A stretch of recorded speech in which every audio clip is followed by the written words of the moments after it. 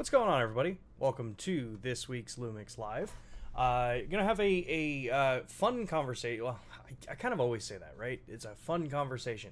Um, Honestly, gonna have a conversation that personally I think is super fun, being that I am and have always been primarily a photographer within the LUMIX line of cameras, like for my choices. And while I think the vast majority of people, I think it's fair to say, know us, know our brand, know the LUMIX cameras from our video side of the world, we never really give, I think, a ton of time to really just kind of dig in and talk about photography, what we offer capability wise, what kind of photography all of you do, even if you're someone working in the hybrid side of the industry where, you know, you're kind of bouncing back and forth between video for some things and photos for other, you know, like what kind of topics do you like to talk, cover or photograph and create with?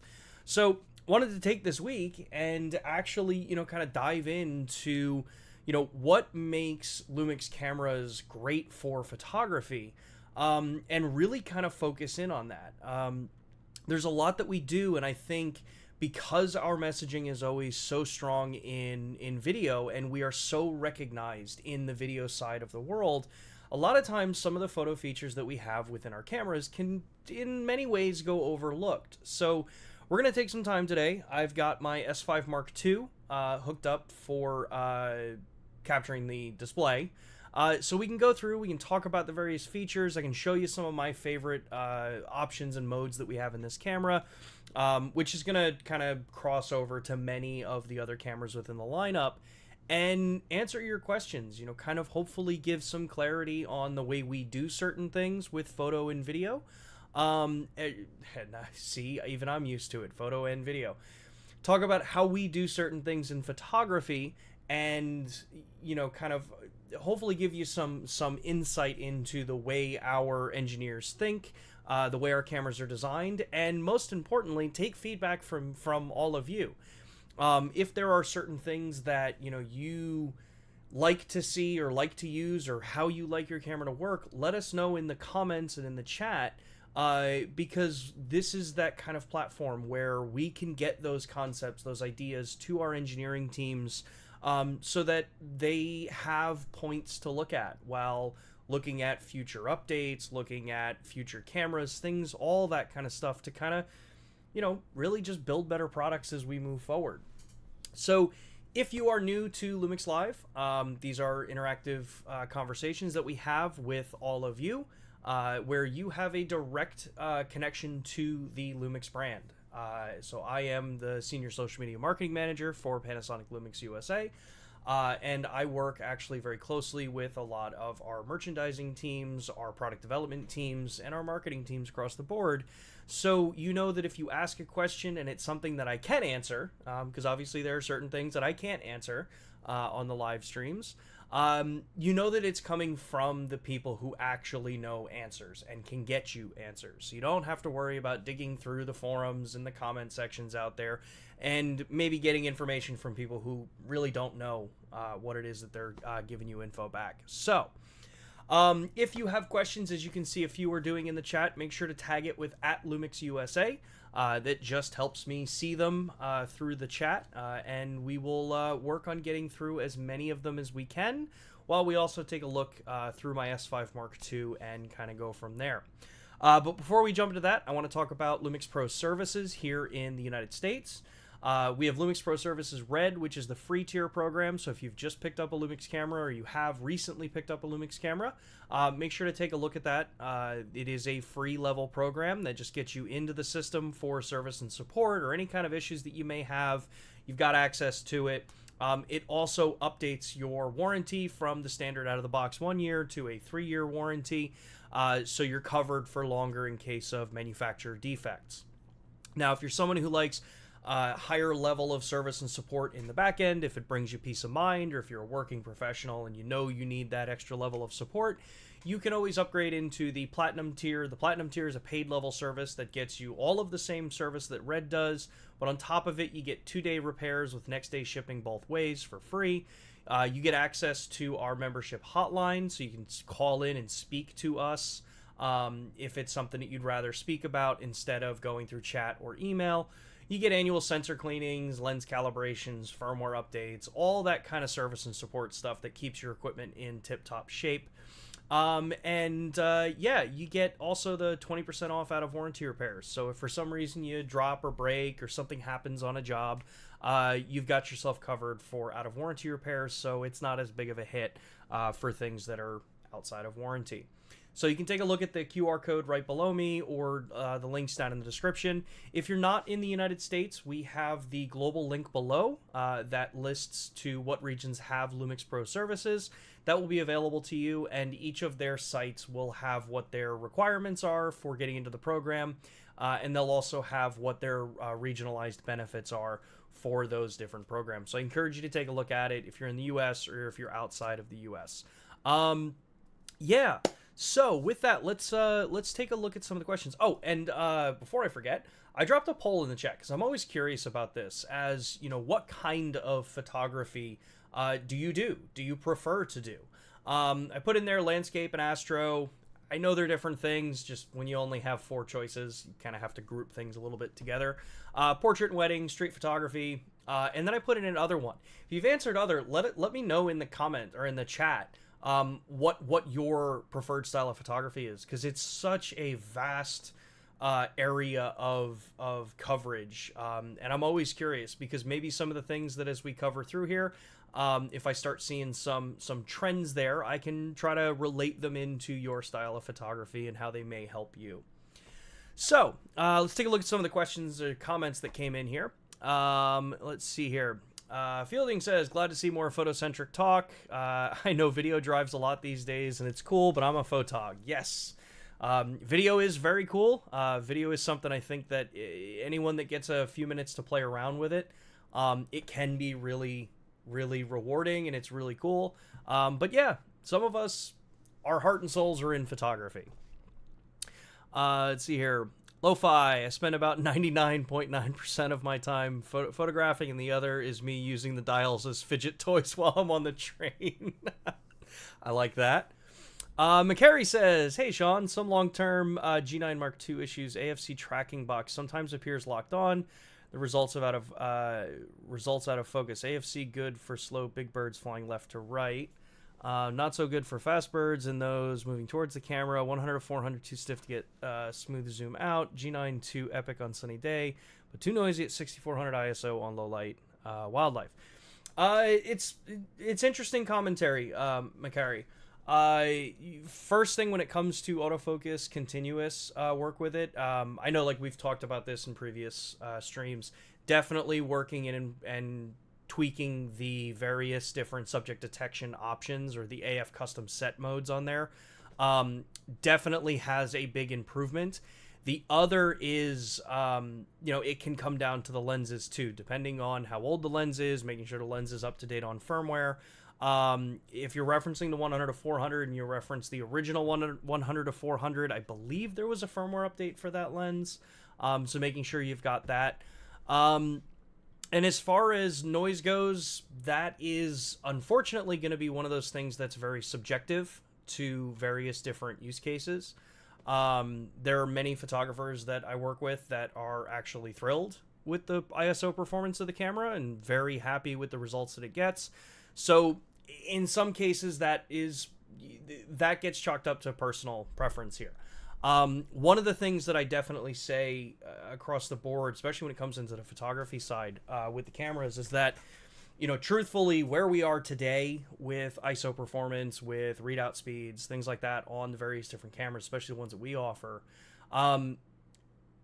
the capabilities to capture images now that you couldn't have captured 5-10 years ago are so far forward that we start to also split hairs in a lot of cases. So it's encouraging to hear that you're using the cameras for those. When it comes to AFC stuff or working on the tracking side of it. Those are always things that we can always try to provide some support to, and it is one of the things that I'm going to talk about. Now I'm using an S5 II. Everything I talk about on the S5 II is going to be relevant for any of our PDAF cameras and for most of our previous generation DFD cameras as well. So FC says, what is focus stacking? Is it possible to focus stack in post with several photos? And if so, how? It's a really good question, FC. And I will talk about that because that changes through our series from older cameras to new ones. DJ says, as I bring it back up to the point here, DJ says, I would wish that for AF, any AF, LUMIX would evolve into offering a good subject recognition general purpose AF mode. One where we don't have to pick a subject type and there's an auto detect. It's an interesting concept, DJ. I think in the current state of what kind of processing power cameras have, and this is true for all in the industry, it's not just us. Cameras are, while advertised, and we do utilize things like AI to assist in subject detection. Cameras are machine learning tools. So they are programmed outside, and then those programs that are created with AI are injected into the camera through firmware, through updates like that.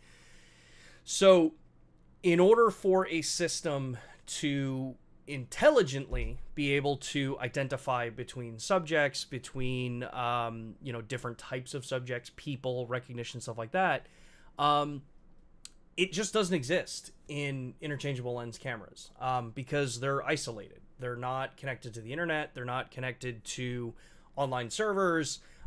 They have nowhere near, like, if there's a lot of times I see online people talk about how, well, if cell phones can do X, Y, and Z, why can't why can't cameras? And I think that comes from a misunderstanding of processors in the industry, right? Cell phones use SoCs that are, for the most part, always connected to some sort of internet. They're always connected to some sort of, access to real time. Like I have a Z Fold 6 here. And this is like the one Samsung's pushing all the Galaxy AI stuff where you can offload processing from the phone. You can do it in the cloud for AI service. We don't have that kind of stuff on cameras. So when it comes to being able to do, situations where you don't have to put an input in to tell the camera like, hey, X, Y, or Z, it just doesn't exist yet.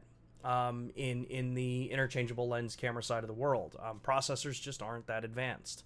They're very purpose driven for the image quality, the AI or the machine learning algorithms that are programmed into it, and they're getting better and better every day. But those are ideas that our engineering teams, our software development teams, they are always looking at how can we make this a more seamless experience. Ultimately, I would say as of the current state in this world and where the technology is, getting to a point where you can just basically have the camera pick for you and know that it's what you want it to do is probably still some way off.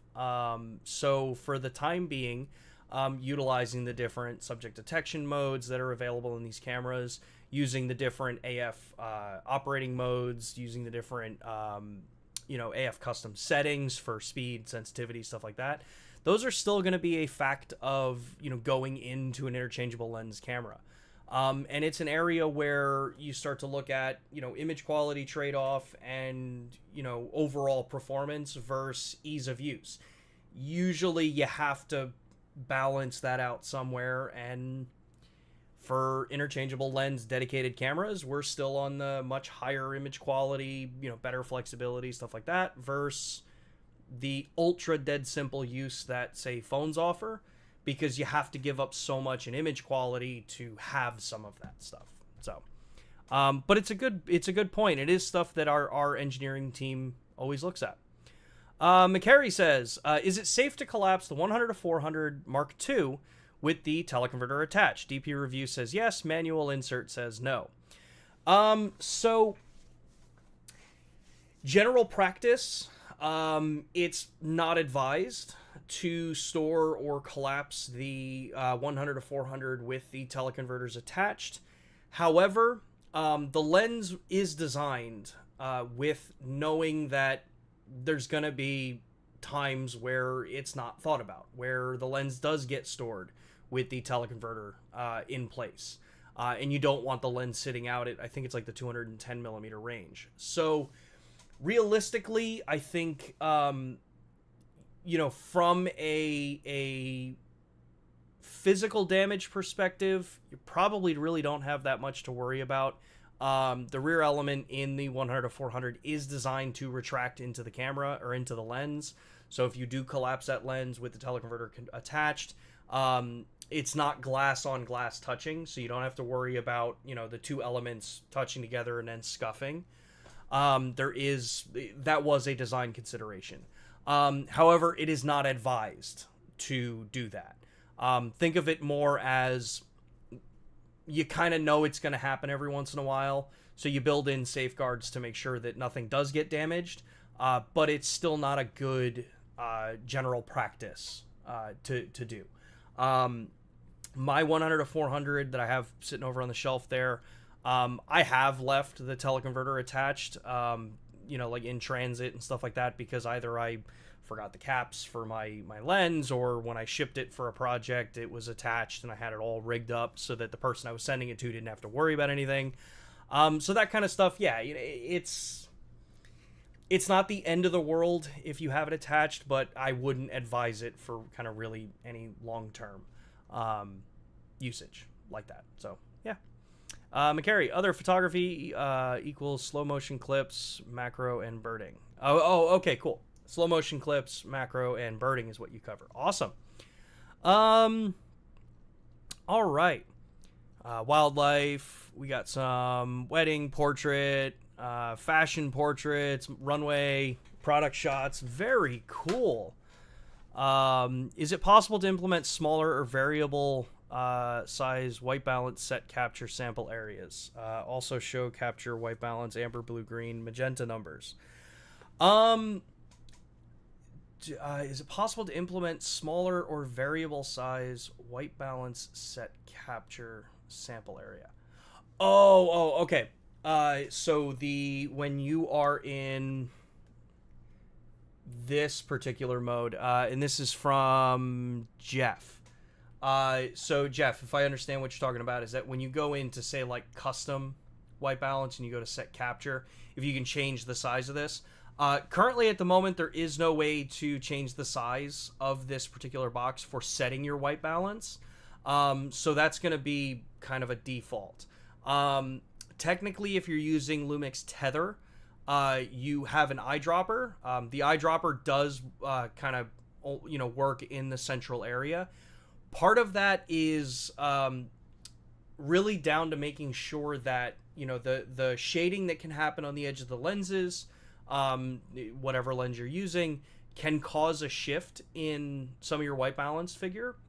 So you typically want to try to measure it from the center, where you have the least impact of either optics characteristics imparting any kind of additional color shift onto it. So that's usually why it's going to be in the center, and the box we have, I think, is designed to maximize the area, but I can understand certain situations where maybe that box is too big for you.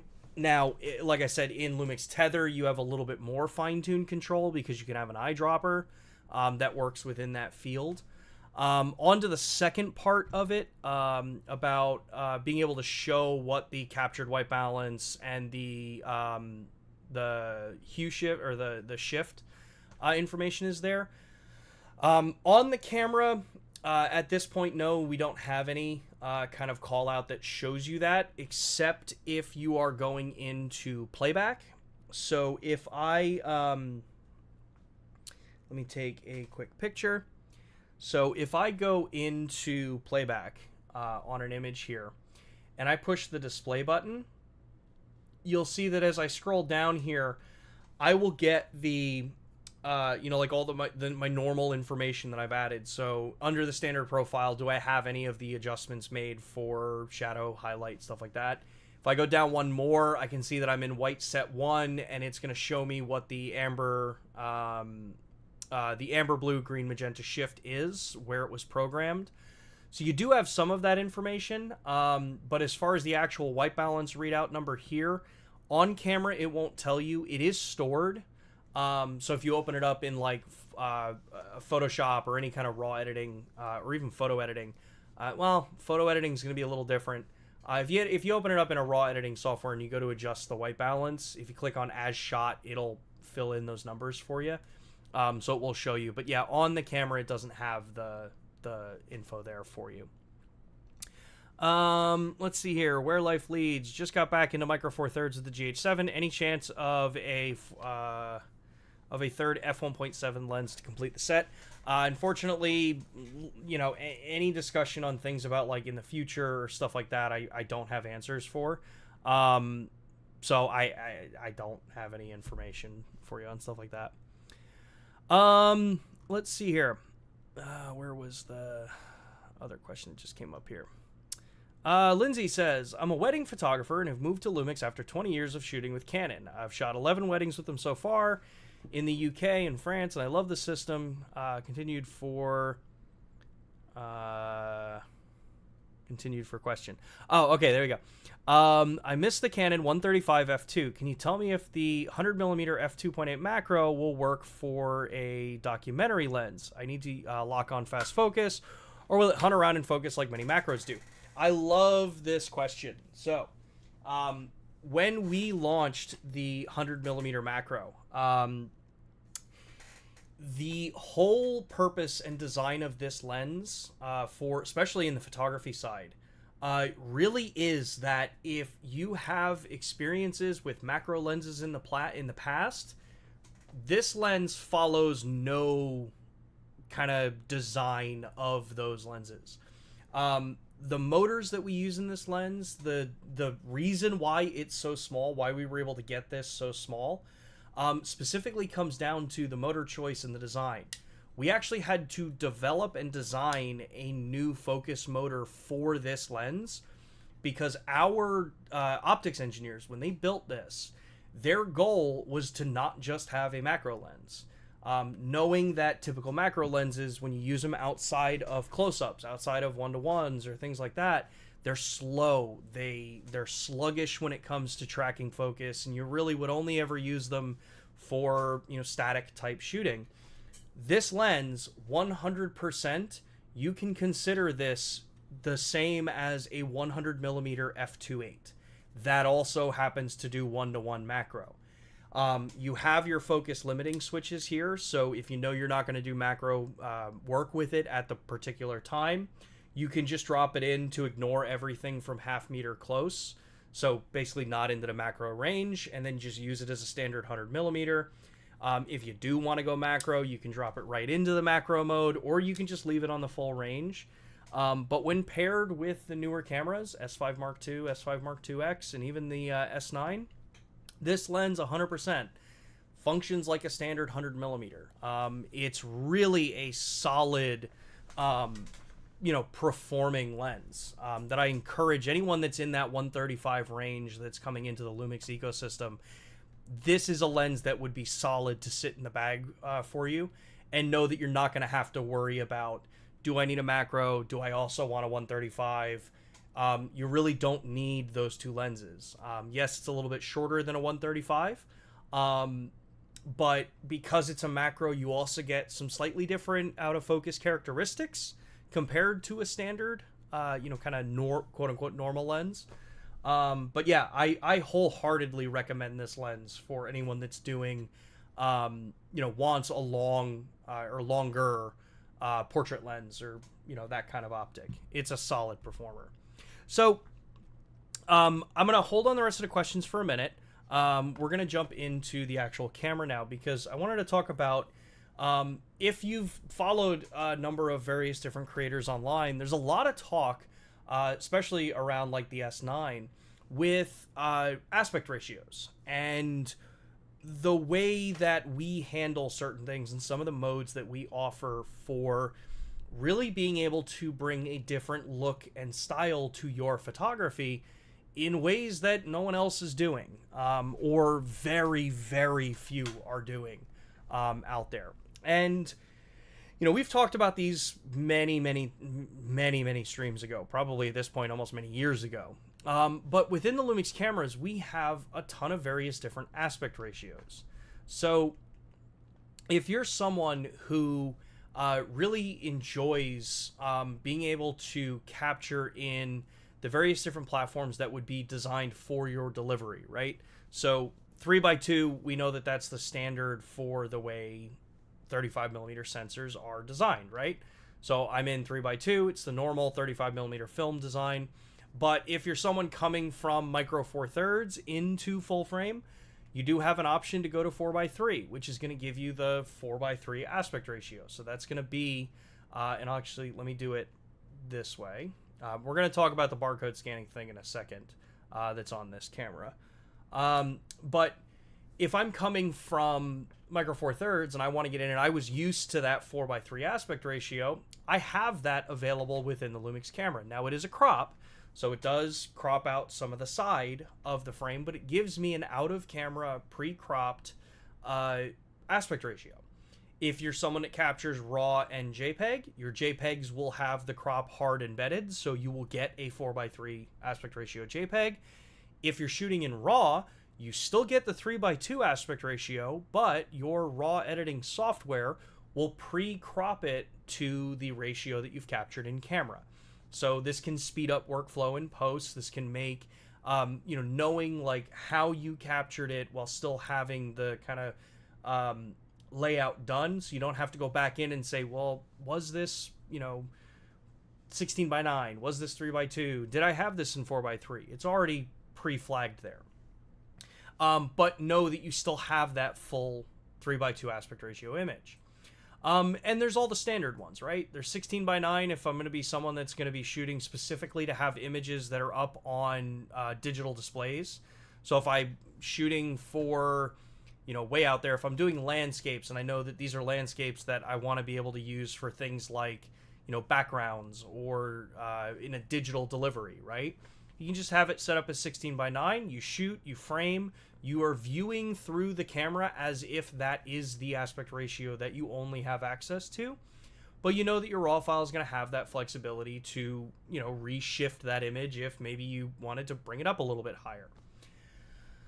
You also got the 1:1. If you're someone like me that came from film photography and you loved shooting in 2 1/4 film, cool. You've got that aspect ratio. You can capture like that. And what's interesting is how it changes your perspective of filmmaking, of photography, because you're locking yourself into a particular perspective. What I find is that with a lot of times and a lot of cameras, we typically always leave them in 3x2. It's rare that people tend to set crop in the camera, because we get into that concept of I can just crop it in post and I can pick my crop later. But what's funny is when you actually do this in camera, when you actually set yourself and say, I am shooting 1:1, your composition changes, your perspective of how I want to frame this image, how I want this to look as the final result completely changes when you know that you want to try to get it right in camera. Now, obviously, like I said, if you're shooting RAW and JPEG, you still got your RAW that's in the full 3x2, so you're not fully committed and locked into it. But now with things like real-time LUT, your JPEGs can be basically that perfect shot, so you may not have to go into post with this. Now, probably the biggest one that's gotten, I would say, some of the biggest coverage online, people are talking about this the most, is the 65:24 aspect ratio that we have in the full frame Lumix cameras. Now I want to be clear on that, because it is the full frame Lumix cameras that have the 65:24 aspect ratio. Now what's important with this mode, or what's cool with this particular mode, is that 65:24, for those that come from the film era, 65:24 is not a new aspect ratio to photography. There were cameras from there was a camera from Fujifilm and from Hasselblad decades ago, that actually captured two 35mm frames side by side without the split in the middle. And it was an X-Pan, or I think a TX1, I think was the other one. It was the same camera. I believe it was a collaboration between Fujifilm and Hasselblad to create this. And it gave you such a different perspective for capturing panoramic style photographs and getting that unique look to your images. Well, in modern digital photography, what's cool is that, one, we've got higher and higher resolution cameras now, so you can do crops and you don't really have to worry about, well, is this equivalent to the resolution I would have gotten on 35mm film? We're getting very close to, if not have already surpassed that. But what this mode does in our camera is this allows me to actually take an image that has, if I kind of show you the bars a little bit better there, this lets me take an image in that 65 by 24 millimeter aspect ratio, which gives you a very unique feel. If you're someone who thinks from a, say, video cinema mentality, this looks very widescreen. This looks very, kind of cinematic, quote unquote, because it's, on the camera when you're looking at it, you got the black bars and you got a long, thin central image. But what's cool is that if I go back into playback on this image here, what's so cool about it, and let me actually shrink my camera down here so you can see it a little bit better. What's cool about it is that it totally changes the perspective that you feel when you look at an image, right? So this is a shot taken in 65 by 24. Now if I come back and I change this to the standard 3x2, we take the same image, let's go back into playback. You see how different the two of these images feel. So we've got 65 by 24 out of camera. I don't have to do anything to crop this. It's already in that aspect ratio versus the full one. Now, to me, the full one in 3x2 just feels very standard. It's very run-of-the-mill. It's a normal aspect ratio that we're used to seeing day in and day out. But when I switch over to that 65 by 24, you get a very kind of hard to describe sense from the image, right? Having the shorter height gives you a little bit more tighter feel. It can give you maybe a little bit of a claustrophobic kind of feel, or it can let you actually really kind of, dig in and highlight into a very specific point that you want people to look at in an image. Now, again, like I said, because I'm shooting RAW and JPEG, my JPEGs are going to come right out of the camera with this aspect ratio applied.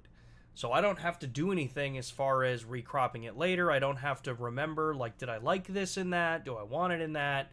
It's just done. It's in 65 by 24.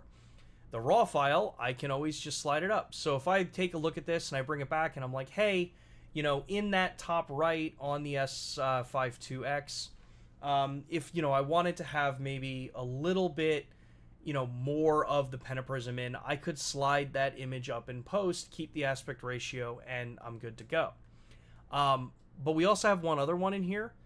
We also have a 2:1 aspect ratio. So if we look at 65 by 24, it's thin, it's a nice long one, but I've also got a slightly taller one, which is the 2:1 ratio, to give me maybe a little bit more height, a little more breathing room in the top there. So I'm not stuck with the traditional look and feel of the photos that we would normally be capturing. Now, for the longest time, I captured a lot of 65 by 24 images on my S1R. And I've done a lot of photography with that. There is something very cool in a feel and approach that you can get when you even do stuff like landscapes. So like we see here, if I look at the poll here, we see that landscape and portrait wedding are kind of duking it out as number 1 and number 2, others kind of right behind that. So if you're a landscape photographer, right, we're used to shooting ultra wide, or in many cases we like shooting ultra wide lenses, and we like being able to kind of have all that control. But what being able to set the system up to capture in this 65 by 24 aspect ratio means that I can have images like this that are directly out of camera. I know my framing, I have framed it this way in 65 by 24, So I'm not having to, really kind of go through and say, hey, do I like it this way? Do I want to shift it this other way? It's just out of camera, that's how it's captured. And I encourage you, if you've got a full frame Lumix camera and you've never played with this before, being able to shoot in this aspect ratio can really bring a lot of change to the kind of images that you capture. And because many people don't have access to this is a Lumix, pretty much a Lumix exclusive aspect ratio that we capture in. It's going to set your images apart from many others because, like I said, they're not going to have this. And if they do it, they have to spend more time in post to create this aspect ratio. And just for note, these are images captured on the S1R, my full spectrum, so that these are using the IR Chrome filter from Kalari Vision with the camera. So aspect ratio is one of those things that we have in the camera. Now, you've got tons of flexibility for it. You can use this in various different modes. But that'll segue right into the next topic, which is high resolution shot mode for those landscape users. Now, in the modern cameras, we have two versions of high resolution shot. We have the handheld high resolution shot on actually all of the cameras at this point, all the newer cameras at this point. And this is a mode that allows you to capture on the S5 series. You can do 96 megapixel, and you can do this either handheld or on a tripod for the Mark II series. And then if you're on the Micro Four Thirds line, so if you're on a GH7, if you're on a G9 Mark II, even if you're on a GH6, this is going to give you a 100 megapixel image. And that's just because the base resolution of the sensors are different.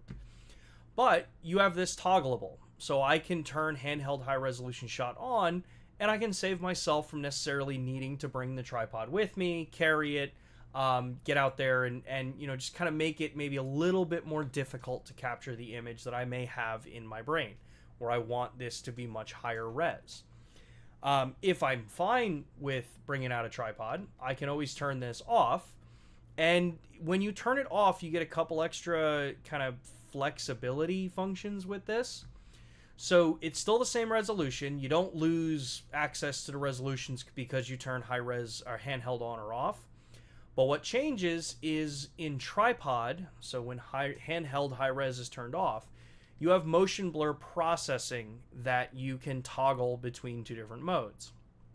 Mode 1 will let motion in the image appear as it was captured, right?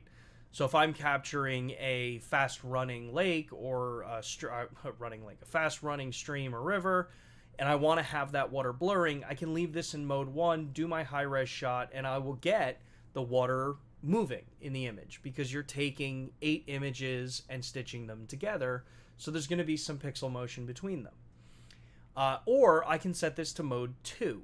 Mode 2 will intelligently go through at pixel level and determine and say, hey, this moved between these frames, pick one of them and scale it for that part. So you'll have a high resolution image that also has motion corrected out of it. And our motion correction, I would argue, is second to none when it comes to the way this system works. So you've got a number of options. If you're someone who doesn't have a remote control for your camera, so like a 2.5 millimeter input, or if you're someone who doesn't like to use the Bluetooth on your phone as a remote control through the Lumix Sync app, you have access to shutter delay in this mode. So you can go all the way up to 30 seconds, you can go all the way down to 1/8 of a second, or you can just turn it off. And this is that whole concept to allow you to be able to capture an image and not have to worry about shaking of the camera when you're not using the handheld mode. The other cool thing with the high-res mode is that you have the ability to independently control the picture quality for this. So I can have this set to either combined, which combined means that whatever you normally have your picture quality set to, which is raw, raw fine, raw and standard, or just raw, or just JPEG, this will mirror whatever your camera was set up as before you went into this mode. Or you can set this independently. If you're someone who, when you capture high-res images, if you're only ever going to be capturing the raw images, because that's all you ever want out of it, you can independently just change this to raw, so that now it will only give you a raw file, which means it's going to give you the 96 megapixel image. When you change out of the mode and you go back into standard shooting, something you'll notice here is that the aspect ratio changed back. And I'll make this a little more dramatic here in the 65 by 24. So if I go back into high resolution shot, you'll see that I am back into 3 by 2. And that is something to be aware of, is that high resolution shot mode does require to use the a little bit more limited aspect ratios for it. So if I go in, you'll see that my aspect ratios are chosen at 4:3, 3:2, 16 by 9, or 1:1. Your 65 by 24 and 2:1 are not available in high resolution shot. That being said, you can always in post, and this is that kind of point of, because it's a raw file, in post you can always bring it back to that 65 by 24 if that's what you wanted it to kind of look like. Let me take a look at some of the other questions before I go too much further. Let's see here. Loving my S5 2X, please improve the teleconverter function, make it a one-step selection, then pancake lens, please. Small.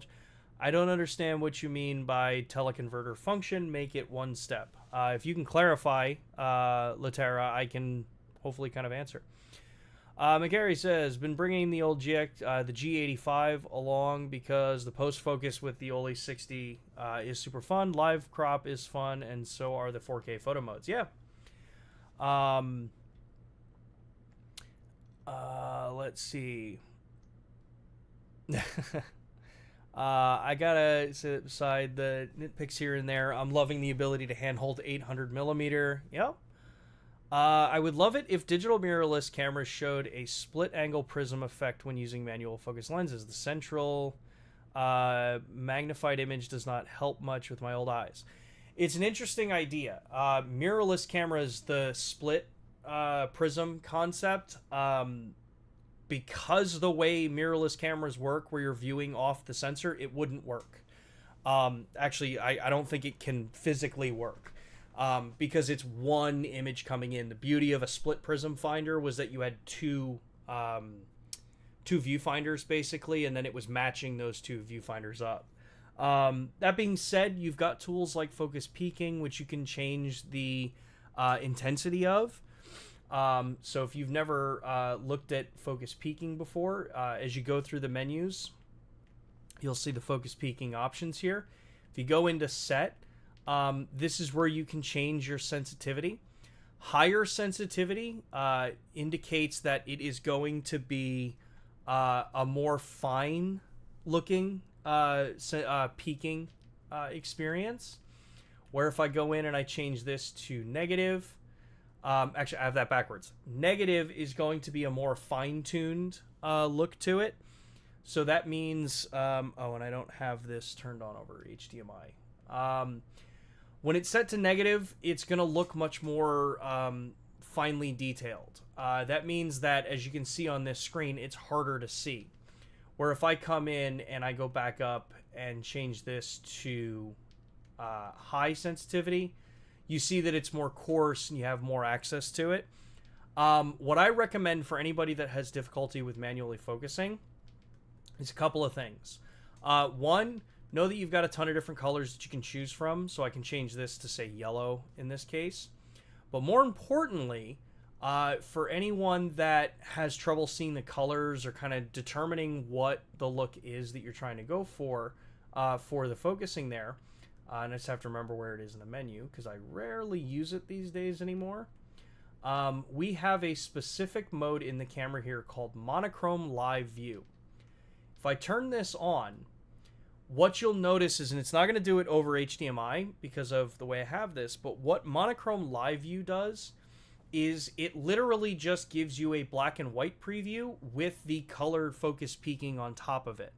So this can be a huge help, Tom, in being able to determine where your focus is, because you can have a little more control over picking where the really bright contrast of color against the black and white or gray image can make it a lot easier for you to kind of be able to pick that focus point and know, like, okay, I'm good to go. I've got my focus where I need it to be. But yeah, a split prism is cool. I used to use split prisms on the film cameras I used to use for years ago. Yeah. Let's see here. Where did we go question wise? Just bought a field monitor for photography. How can I show information on the S5 II touchscreen ISO shutter at the same time? So on the S5 Mark II and the Mark IIX, you have to choose either info display on the external display or on camera. It doesn't allow for both. The GH7 is the first camera that returned to being able to do that.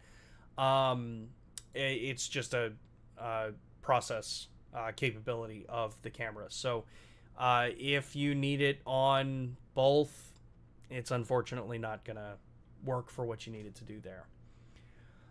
Which is your favorite focal length for photography and why? From Jean-Paul. It varies. It depends on what I'm doing. And it also kind of depends on what I have access to. Now, yes, I have access to all of our lenses. So it kind of shifts around what I like to shoot with. I'm going to get a lot of flack for this one.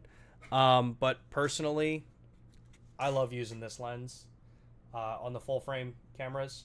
Like I said, I know people are going to give me a bunch of flack for this. I love this lens. I don't care what anyone says. It is a fun lens to shoot with. When I'm shooting on the crop sensor, the Micro Four Thirds line of cameras, if it's mass flexibility, it's the 10-25 f1.7. If it's portability, it's the 15 millimeter f1.7. Yeah. And usually it's for the most part, it's because of honestly just the quality out of them. I mean, I have a big positive love for the 15 millimeter. I got it tattooed on myself. So there is that too. Let's see here. Lens have latest firmware. Same with the body. Can teleconverters get firmware updated to improve focusing speed? PDAF. The two MFT teleconverters are much older. That is something I would check into, Macari. I can ask our engineering team about that one. Lo-Fi says, any plans on bringing tether shooting to Lightroom or Capture One? I don't shoot in studio very often, but Pana not having good tethered option is a bummer.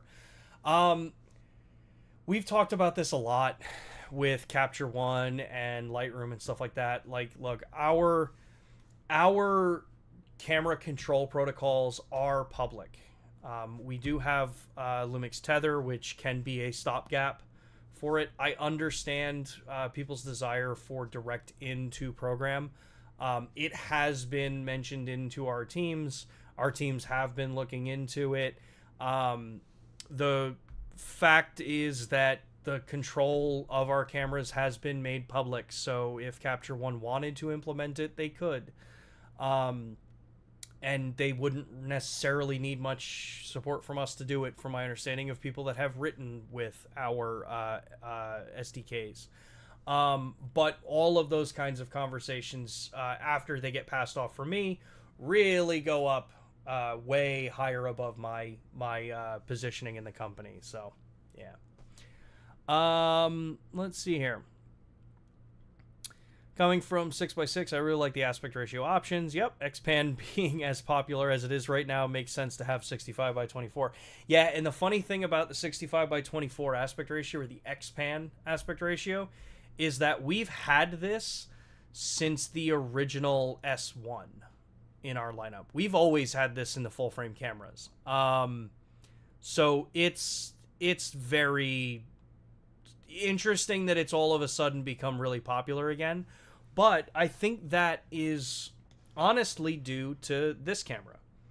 I truly believe the resurgence of the X-Pan concept has everything to do with the introduction of the S9. The S9 being the travel companion that really, I think, has surprised a lot of people as to how good of a stills camera it is, despite the online chatter about it. because that camera allows people to be more flexible, allows you to be more creative. It has, and this isn't just me, this is, referencing what a lot of people have been saying online about it. Being able to pair things like real-time LUT and really tune your particular image to the way you want it, to then be able to have it give you that feel of those old film cameras, really changes the way you capture. And as I can see, a number of people here seeing the various different aspect ratios has been, and using it for things like landscapes or panoramic landscapes. It's something that I heavily encourage you, even if you're a portrait photographer, try shooting with it. It can totally change your perspective, especially if you're in a pro wedding side of this, because remember that the raw file still gives you the 3:2. So if in the moment, you capture the image and then you're thinking about it and you don't like it, you still have the raw file that has the full 3:2 ratio. You're not permanently stuck with it, unless you're a JPEG shooter for weddings, which I used to do. I did a little bit of work for a wedding studio that was JPEG only. That really means you have to be on the ball with your style and look there. Let's see here. Fielding says, any recommendations for LUMIX photogs that we should follow? Would be fun to have a weekly showcase selection. So it's actually some stuff that I'm working on. Knowing that photography is something that I know a lot of people in the LUMIX world have maybe felt that we are maybe not paying as much attention to, or I've seen online people saying that, like, we don't care about photographers or anything like that. And I think if you take like 2 seconds and you look at our history and actually what we put in these cameras, I think you can see that that's pretty far from the truth. We care a lot about photographers. Our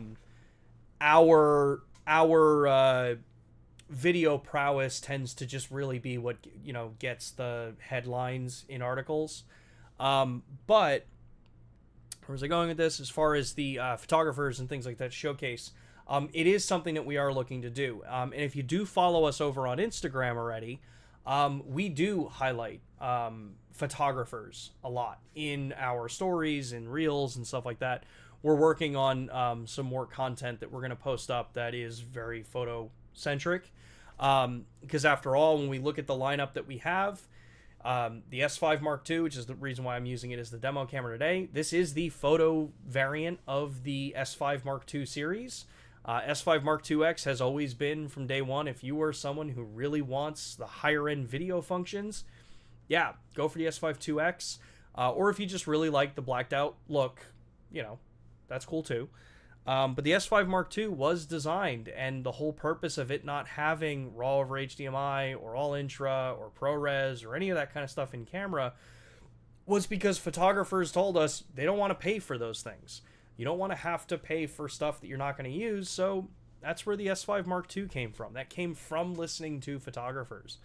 But yeah, we are working on trying to get a kind of showcase kind of thing going for photographers.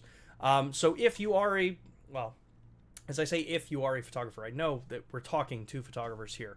So if you want to see work of yours, shared through our platforms, all that kind of stuff, tag us, LUMIX USA, tag us in Twitter, in posts, wherever it is that you're posting stuff like that. Reach out to us, show us what work you're doing, because we love highlighting all of you that are in the community, and sharing those images out. What was the other one that came in here? I got time for one more question, and then I want to just wrap up a couple little things here on this. Regarding a recent DP review forum thread, is there in-camera noise reduction in RAWs of the G9 Mark II or GH7 or any other LUMIX camera at ISO 3200 and above? Also, this is both for stills and video. Is it possible to disable dynamic range boost on the GH7 G9 Mark II to get faster readout, etc.? Didn't find it in the menus of the manual. So I can answer the second question. So GH7 and G9 Mark II, you cannot disable dynamic range boost. That is how the system is designed to run. So there is no change there. Faster readout is not a necessary thing that would come from doing that anyway. I know there's a lot of talk online right now about readout modes and the correlation of readout modes to readout speed. So things like DR boost, stuff like that. There's a lot of misinformation going around on the forums about what affects what from people who don't know what they're talking about. Aside from the other part of your question there about the in-camera noise reduction, that I don't know. That is something that I would have to check with the engineering team, and I don't know if that's something that I would be able to share publicly, just to be clear. But I will ask and see if I can get you an answer. Fielding says, is there a way to tag or flag the high-res shot in camera? Always struggling to remember which was high-res versus normal. Yes, there is. So, if we're looking at images here, so if I go in, we look here, I captured a high-resolution shot here. So we've got, if you look on the bottom of the screen, let me actually move my camera down here so I can show you. Now, this is going to be really funny. So if you look right down here below where my hand is, you'll see right now this says large fine JPEG. But if I change this back to the other one, you'll see this says fine XL, and it has the icon right here for the high res. Now if I push the display button and move my camera back up here, you'll see a couple other little indicators. You'll see that within the menu information there, it says I have the high resolution icon. If I go to the other one, it doesn't have it there. And you see the XL versus the high res or the standard image there. Now, if you want to be able to go through and say, hey, which image is which? And I've had to do this before too. If I go to my high res mode, out of the box on our cameras, if you press the AF on button while you are in playback, you will give that image a star rating. Now, if I don't want to give it a star rating of 3, say I want to be able to give different star ratings for the non-high res versus the high res. I say I want to give 5-star to any high res image, but I want to give 3-star for maybe selects of other, outside of high res. This is where, if you go into the camera and you go to your touch settings on the camera, which now I have to remember exactly where they are, because I always do this through pressing and holding one of the buttons on the camera. Actually, I might be able to do it this way. So if I go into playback and I do this, so I'm just holding the front FN button for the moment now. What you'll see is that I can come in, and as I go through the various different menus, one of the options here is going to be ratings. So rating 1-star all the way up to rating 5-star. So I can set my front button now to rate this image as 5-star, and then say, I really like this image, I want to rate this one 3. So now, when I take those images and I bring them onto the computer, I put them in Lightroom, I put them in any of the programs that can read flagging or rating, those images are now rated. So when I put it into Lightroom, which is my editor of choice, those images are all set. It's rated, it's good to go. Yeah, it's as simple as that. And just again, if you're in the playback menu, if you just press and hold one of the buttons that you want to use, that can drop you into the custom function for that in playback, so that you have access to change those. The last thing I want to show, and what I'm going to do is next week, we're going to continue this topic next week, because I only got through like a quarter of the stuff I wanted to talk about today. One of the things that I want to talk about is, as I mentioned, we have been doing a lot of things to support photography within our cameras, but they may not be that overtly in your face as far as what are we actually doing for the industry. And one of the biggest things in photography especially these days, is volume photography. So that is, someone who's going to be out there capturing, thousands of images. Think, when you were in school, you'd go in for, class photo day and things like that, where you'd walk in, you'd be all dressed up, you sit down, they take your picture, you go off next. And usually up until now, that's done on like paper. So you would like have physically, here's your packet, give it to the photographer marks it, they're linking the images that way. And it's a very manual, tedious process for a lot of people. Well, technology has moved forward, and consistency from the photographer's perspective and speed have become incredibly important. So one of the things that we've done within the company, and actually this is where maybe we can have Matt Fraser come on at some point and talk about it, is we have a specific unlock for the S5 Mark II and some other cameras that gives you specific tools if you are in volume photography, if you're someone who captures and works in that world. So if you photograph, say, high school sports, if you do, school portrait sessions, if you're someone who just, cranks out a ton of portraits and you work at volume, we have added a ton within these cameras through an unlock. So first I want to talk about here is the photo grid lines. So we all know typical photo grid lines, and this is always the funny thing is, like, I always forget where they are in the camera because it's not common that I'm changing them. So let's pull up the photo grid. There they are, photo grid lines. So photo grid lines. Photo grid lines are one of those things that would be like, okay, you have your rule of thirds, you've got your cross set up there, and then you typically have like maybe one other one, which is the one here that can be, moved. But you'll see that on my S5 Mark II, I have 3 additional ones here. I have this one, which is a portrait session set up here. You'll see that I have another one set up for various different types of, prop positioning. And then I also have a third one here for, again, different positioning for different aspect ratios for print. Now, the reason why we have these kinds of things in here is because if you're someone who works in doing these kinds of photographs, where you're working and bringing tons of people through, and you need to have consistency for, say, like yearbook photos, you've got the ability to set and say, okay, I need the students or the subject's head size to be this particular size. I need them to be positioned in a very specific spot between all of those images, left or right. In this case, I can also hit display and just reset it. But I need consistency between all of those images based on what print size I'm doing.